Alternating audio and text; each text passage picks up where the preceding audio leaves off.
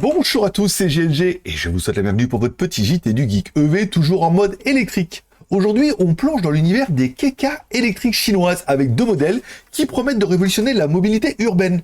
La Wuling Mini EV 3 ou 5 portes et la Wuling Xingwang EV, deux concepts, deux styles, mais une ambition, rendre la voiture électrique accessible à tous. Commençons par la Wuling Mini EV de seconde génération qui se décline désormais en version 3 ou 5 portes. Ce modèle a été un véritable carton en Chine avec la première génération, mais cette fois, Wuling va encore plus loin. Côté design, on retrouve un look évolutif mais reconnaissable avec des dimensions légèrement plus grandes.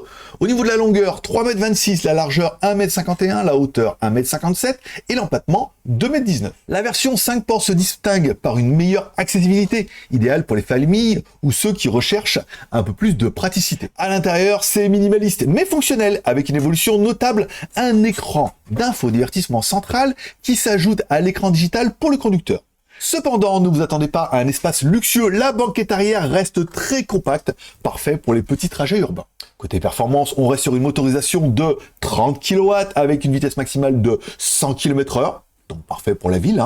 Les batteries et les autonomies ne sont pas encore annoncées, mais elles devraient être proches des versions précédentes, de 120 à 215 km selon les configurations. Vu que ce coup-là, vous ne prendrez pas l'autoroute, c'est sûr. Une voiture urbaine pratique et abordable, prête à continuer son succès. Passons maintenant à la Wuling Xingwang EV, une autre Keka électrique qui joue dans un registre légèrement différent. Ce modèle mise sur une approche plus polyvalente, notamment avec l'utilisation business et loisirs. Au niveau des dimensions, la Xingwang EV reste compacte avec une longueur de 3,68 m, une largeur de 1,53 m et une hauteur de 1,75 m avec un empattement de 2,60 m.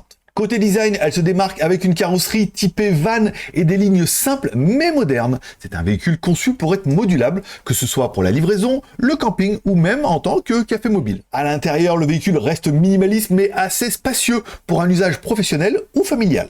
La motorisation est assurée par un moteur électrique de 30 kW avec une batterie de 17,6 kWh, offrant une autonomie d'environ 200 km en usage mixte. Ce n'est pas énorme, mais largement suffisant pour une utilisation urbaine. En parlant un peu des points forts et des points faibles de chaque voiture, si on prend notre version Wuling Mini EV 3 ou 5 portes, le prix va être très abordable. Encore une fois, là où en France, vous avez des Renault ou des Citroën qui sont relativement discutables, un format ultra compact, un design familier, des options modernes, comme un écran central, c'est plutôt sympa. Au niveau des points faibles, l'espace arrière qui est quand même relativement limité et des performances qui sont plus que modestes. Si on parle de la Wuling Xingwang EV, ses points forts, la polyvalence bien sûr, un espace intérieur modulable, un design pratique pour les pros ou également pour les familles. Au niveau des points faibles, autonomie quand même plutôt limitée et motorisation vraiment basique. Alors, que pensez-vous de ces deux modèles, la Wuling Mini EV 3 ou 5 portes ou la Mini Xingwang EV? Ces véhicules pourraient-ils incarner l'innovation et l'accessibilité pour les Keka chinoises et apporter un nouveau souffle au marché des voitures électriques?